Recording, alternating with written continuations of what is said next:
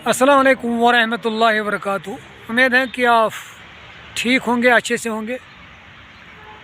चूँकि रमज़ान मुबारक जो कि अब इख्तिताम पजीर हो चुका है और इसके साथ साथ ईद भी मनाई गई है।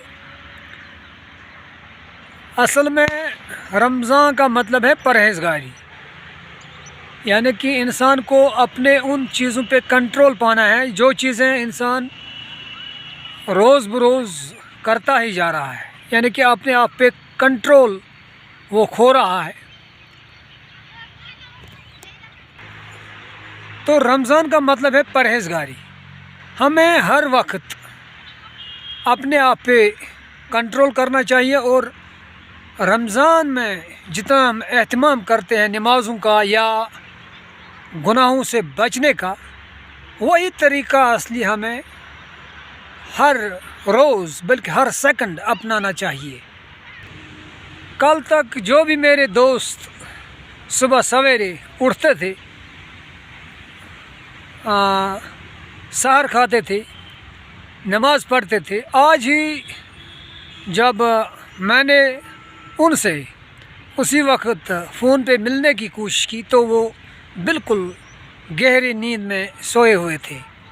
यानी कि असल में जो उन्होंने ट्रेनिंग पाई थी एक रोज़ में 12 महीनों के लिए, उसमें वो मेरे दोस्त लगते नहीं हैं कि वो कामयाब हो चुके हैं।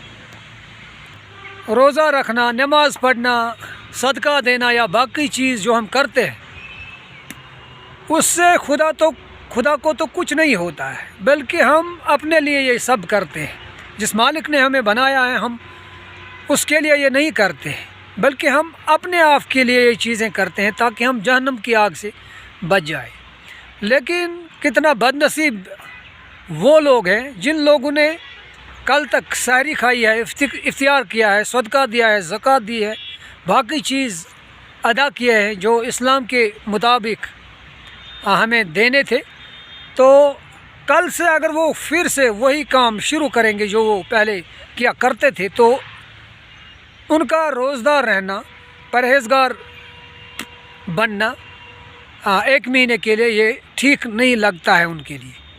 वाक़िमुस्सलात वातू ज़कात, नमाज को कायम करो और ज़कात देते रहो।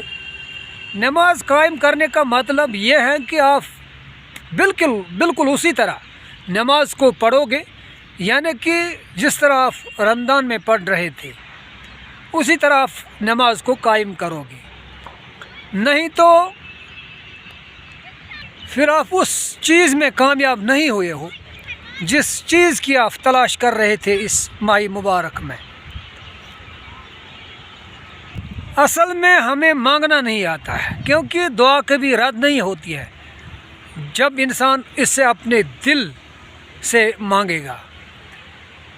अगर हमारा दुआ कबूल होता तो फिर हम रमज़ान के 30 रोज़े रखने के बाद, ज़कात देने के बाद अगर हम ऐसे ही रह गए जैसे हम पहले थे, इसका मतलब हम वो नहीं कर पा चुके थे जो हम करना चाहते थे। वो कितना बदनसीब शख्स है जिसने 30 रोज़े रखे हैं लेकिन हिदायत सही तरीके से नहीं पा चुका है। वो इतनी कठिन मेहनत के बाद भी अगर कोई इंसान कामयाब नहीं होता है तो इसका मतलब यही है कि उसने रमज़ान में एक बाग बनाया था जो कि बिल्कुल अब फल देने के काबिल बना था, लेकिन बदकिस्मती से ऊपर से एक ऐसी बारिश आई या ऐसा तूफ़ान आया जिसने उसके बाग के मेवे को ख़त्म किया है।